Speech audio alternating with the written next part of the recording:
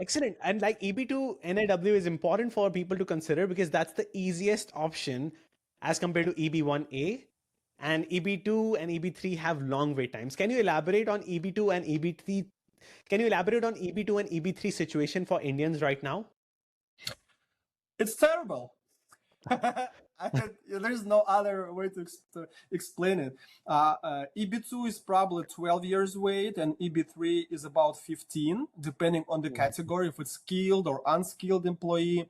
So, and some people may think, oh my God, if it's that long, I'm on H1B, and my employer is actually offering me to do the EB2, maybe I should pass on this. Why would I wait for like another 12 or whatever 15 years? And that would be wrong. Why?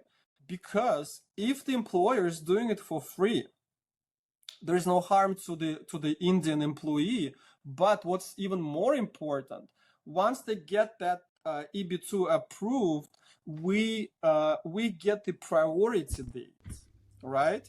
And once we get the same person in the future approved for EB1A, for the talent visa, we will be able to substitute the priority dates. So the way it will happen, once EB1A approved, we would ask to substitute the priority dates, and it would look as if EB1A was approved at the time when EB2 was approved.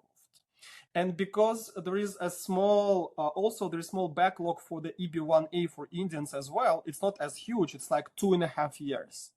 But the further the priority date for EB2 in the past, the better for us, because if it's before March 2022, that means we can file for green card immediately. Right? So, for example, very complicated topic. For example, we have an Indian on H-1B visa since 2016, right? So he got H-1B 2016. 2019, he got approval for EB-2 with his employer. So his priority date, let's say 2018, because we look at the perm filing, not the approval of I-140. So his priority date, let's say March 2018.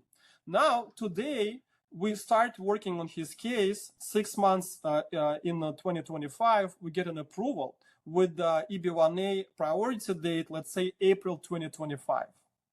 So once we have the approval, and we will have it, we ask the US government to substitute the EB1A priority date of April 2025 as if it was approved back in 2018 when EB2 was approved. And because 2018 is below the current priority date for Indians for EB1A, which is March 2022,